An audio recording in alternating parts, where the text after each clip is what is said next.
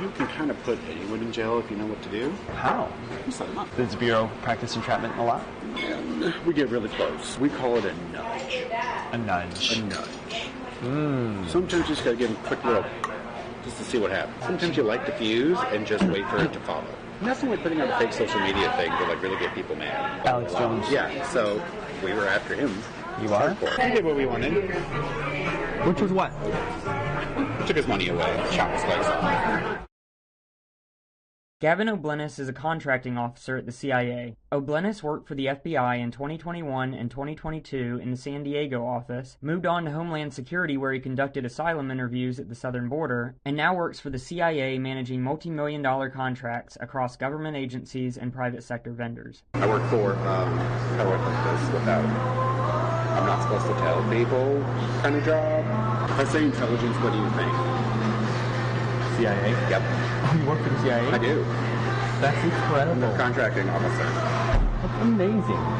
So I deal a lot with like different agencies. We're contracting with like Director of National Intelligence to do stuff. We do Navy, Army, any of them really. I just FBI. I used to work for the FBI, so they threw the FBI at me. They're like, "Here, you used to work there." Oh, I'm permanent. I'm staff. Yeah. Good. Well, why do they call it contracting? Because I do the contracting for them. I do all the legal contracts. I fly out to vendors and evaluate them. I love the agency. Good for you. I like the Bureau, too. The Bureau was a lot of fun. I got to do a lot of cool stuff with the Bureau. I was the guy in the back of the truck in the van. O'Blennis spoke to an Undercover Sound Investigations reporter about his work experience involving near entrapment and his employer's involvement with political commentator Alex Jones's legal battles. As long as the Bureau is able to progress far enough to be able to put pro-lifers in jail whenever they want. Yeah. You think that's on the agenda? You can kind of put anyone in jail if you know what to do. How? You set them up. You create the situation to where they have no choice but to act on their impulse. And once they act on that impulse, then we call that entrapment. It's a fine line. Does the Bureau practice entrapment a lot? And we get really close. Not officially. No. We get as close as we can. We get as close as we can to it without doing it. So they can entrap some of these pro-lifers into doing things that they don't... Depending, yeah. We call it a nudge. A nudge. A nudge. Sometimes you just gotta give them a quick little, just to see what happens, right? And how does that happen? You put a post out there, or you have someone fake profile, say something that triggers, that we know is going to trigger them, right? Like, we already know your history. If we're to that point, we already know everything about it. So we're like, oh, this will piss them off. Oh. Sometimes you light the fuse and just wait for it to follow. Right. Like a rally, so when a rally happens, sometimes the Bureau behind it? Yeah, sometimes. Nothing like putting out a fake social media thing to like really get people mad. Post fake news. Sometimes it's not fake. It's embellished a little bit. Who would be like a big influencer that you're after?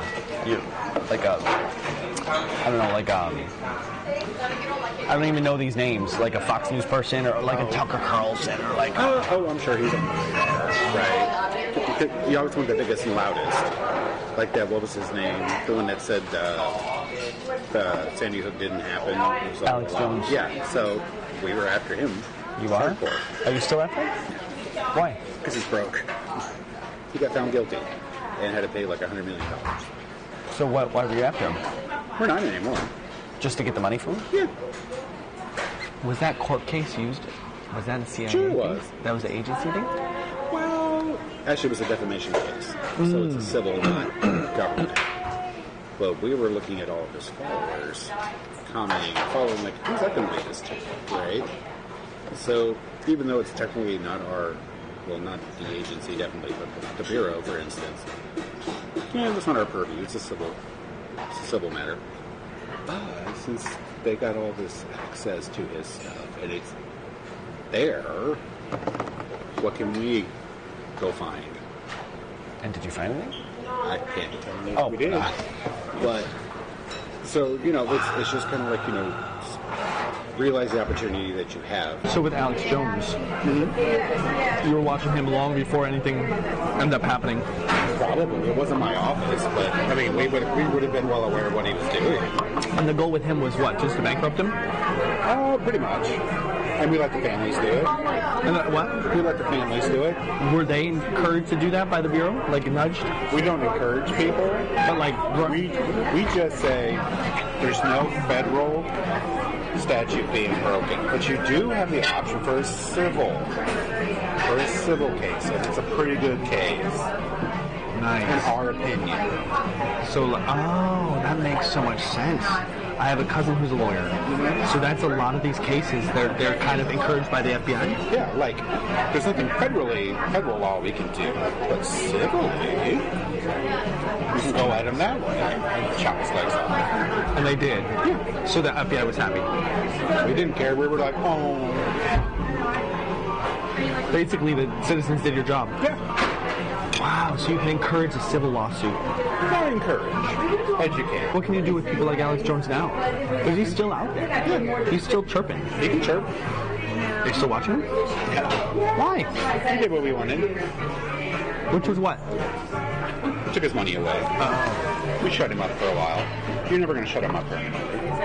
How? Well, unless you put him in prison. But again, he didn't do anything to go to prison. Being ignorant is not a crime, though it should. It is. I mean, what? You could bring a nudge. He didn't incite a riot like Cheeto. He didn't encourage people to go shoot people. He didn't. So he didn't do anything. Additionally, O'Bleness states that he knows and works with FBI agents who were undercover in the January 6th Capitol riot, estimating about 20 field agents were there undercover. While O'Bleness notes that they were not involved in violence, this appears to be the first admission of undercover FBI agents in attendance. I thought you said that there were FBI agents in the crowd at J6. There always are when there's a big protest in D.C. Just in case it gets out of hand like that. But there wasn't enough to turn that tide. I mean, I'm talking they maybe have 20. You needed 1,000 to get rid of that crowd.